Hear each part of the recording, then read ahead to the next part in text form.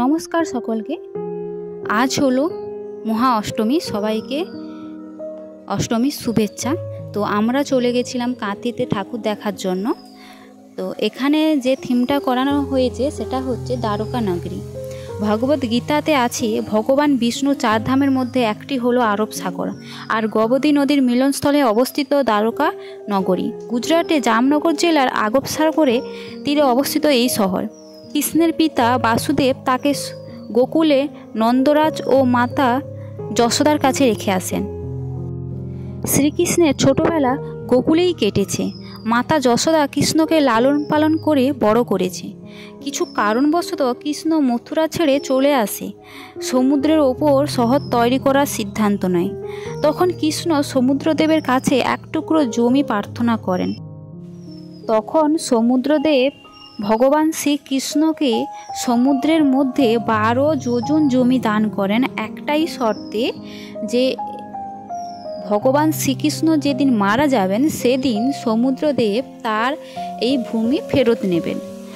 তার কথায় কৃষ্ণ রাজি হয়ে যায়। তারপর সেখানে নির্মাণ করা হয় দ্বারকা নগরী।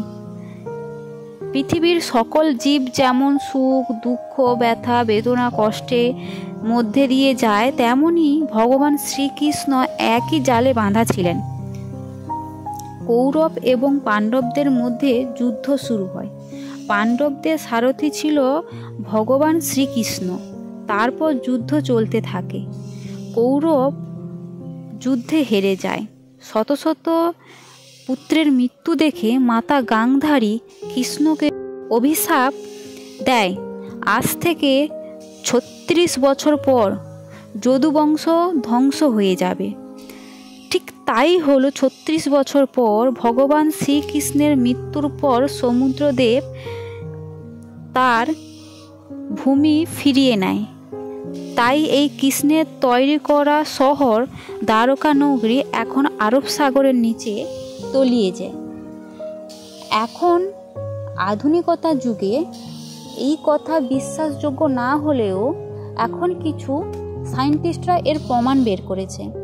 গভীর সমুদ্রের নিচ থেকে কিছু পাথরের অংশ বিজ্ঞানীরা সংগ্রহ করে সেগুলো ল্যাবে টেস্ট করার পর জানা যায় যে এগুলো বহু বছর পুরনো। সেখান থেকে ধারণা আসে যে সত্যিকারে এগুলো দ্বারকা নগরী সময়কার পাথর। সেই দৃশ্যগুলো এখানে তুলে ধরা হয়েছে এই মণ্ডপে। খুব সুন্দর হয়েছে। এটা অবস্থিত কাঁথি থানার পেছনে।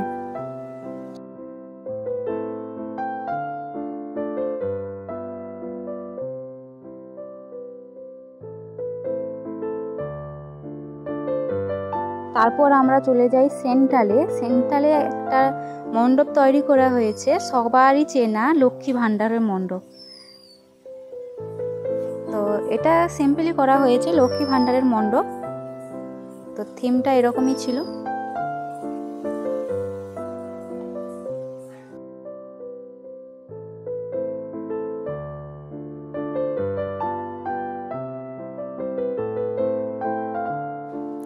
আর এই প্যান্ডেলটা অবস্থিত কাঁথির মধ্যে একটা জায়গায়। তো এখানেও মোটামুটি ভালোই করেছে। আমি আপনাদের ঘুরে ঘুরে দেখাচ্ছি। আর মণ্ডপে যেতে হলে সাইডে এরকম বিভিন্ন ধামের শিবলিঙ্গগুলো কিভাবে দেখতে কেমন আকারের হয়, বিভিন্ন রকমের হয়, সেটা এখানে তুলে ধরা হয়েছে। এখানে মাতা পার্বতী শিবলিঙ্গের মাথায় জল উৎসর্গ করে দিচ্ছে। খুব ভালোভাবেই করেছে। আর আমি কিছু ক্লিপ আপনাদের জন্য তুলে ধরছি, কেমন হয়েছে অবশ্যই জানাবে। আর এটা হলো এই প্যান্ডেলের মা দুর্গার মূর্তি। যদি ভালো লাগে আমার চ্যানেলটিকে সাবস্ক্রাইব করে লাইক করে দেবে।